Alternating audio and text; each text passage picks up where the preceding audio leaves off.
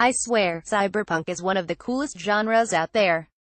Of course, this is just my personal opinion, but honestly, there's just something so intriguing about titles like Deus Ex, System Shock, and BloodNet Callback to 93 which are able to bring this genre to life in different and unique ways.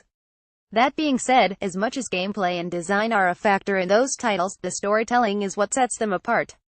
Whether it's debating augmentation or stories about out-of-whack artificial intelligence, cyberpunk just makes it work so flawlessly, sometimes.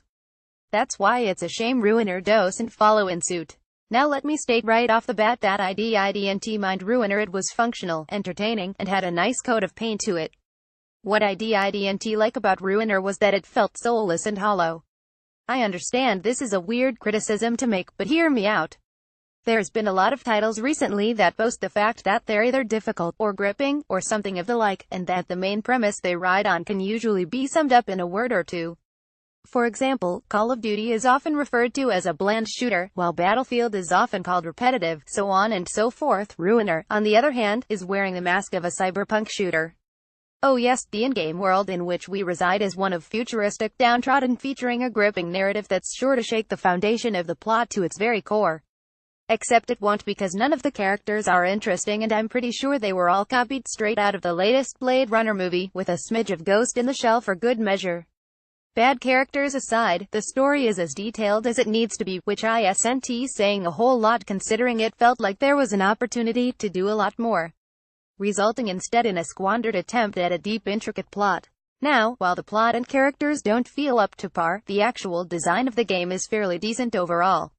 As I mentioned above, Ruiner is functional, but the challenge that comes with it, although welcome, feels kind of token in the grand scheme of things. I could mention at least a few titles in recent memory that featured challenge as the main selling point, but all those titles had something which Ruiner doesn't: a sense of style, which coupled along with the difficulty, complements those games as a whole. Unfortunately, the best Ruiner can do, in terms of style, was throw a red haze over most of the levels, which, to be fair, is stylish but quickly becomes mundane as you get further into the game. So if the design is moderate and the story is mediocre, what does Ruiner have? Combat. That's pretty much going to be the main reason for you picking up this title in my opinion. The different upgradable abilities coupled with brutal boss fights bring out a sort of cathartic feeling during gameplay. Nothing feels more satisfying than dodging enemy attacks while keeping focus on the main target. It's quite enjoyable through and through. Trust me. So overall, do I recommend Ruiner? Well, all things considered, I'd give this title a go for it, if only for the gameplay. If you're someone who doesn't really care about the story aspect in a game and would rather just go through it feeling like a badass fighting bosses, then by all means check it out. There is some nice design in there as well, and it certainly brings the feeling of cyberpunk across, but if style is all you're looking for, then feel free to give any of the titles in the first paragraph a look, except for maybe BloodNet.